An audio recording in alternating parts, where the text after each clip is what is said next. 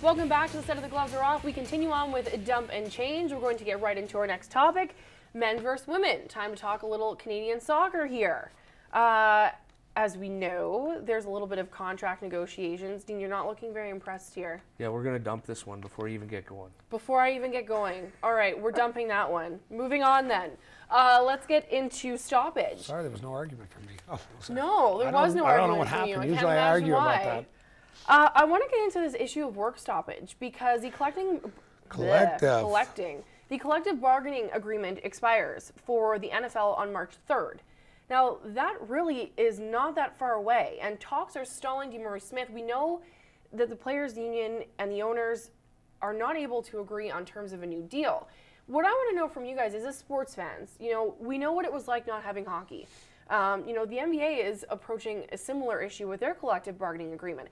Are you concerned that we might not have NFL football, we might not have NBA basketball? Are these things that you're talking about with your buddies? When I just got back from Dallas, I actually talked about this. Some guys that know quite a bit about it. I didn't know about it. Mm-hmm. The amount of money they're talking in the NFL of the new TV deal they're doing is just staggering. Well, it's sickening almost. Yeah, it's sick. Yeah. It's just sickening. The thing now is they cannot play. If they don't play football next year, the owners are still getting paid no matter what. Right.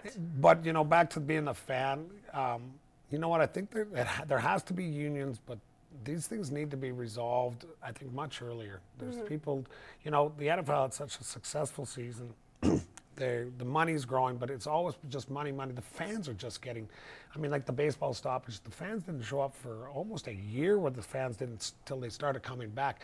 As a fan, I think this can be resolved much earlier than what they do. It's too hard. Yeah, I think when it comes to the NFL, I think the NFL is king, right? That's the big cheese right now. But when it comes to the NBA and the NHL, there's markets where if they stop for another year, and these markets have been hemorrhaging money for years. Mm-hmm. Oh God, yeah. Those fans probably won't come back. Okay, we got to move on to our next topic here before we go to another break. Let's talk about someone who is bringing a whole lot of fans back into the game of basketball. I don't think there's been a dunking in a little while. We've been missing somebody. Blake Griffin from the Clippers. This guy has the ability to sell tickets. Am I wrong? Is he the most exciting guy to watch in the game right now? Boy, you want to dump this one too, don't you? No, actually, I'm not. I'm a basketball fan, but Kevin Durant and Russell Westbrook in Oklahoma are pretty good to watch. But Blake Griffin, pound for pound, he's the most exciting guy to come along in a long time. I think so. My most exciting guy was Spud Webb. Oh my gosh.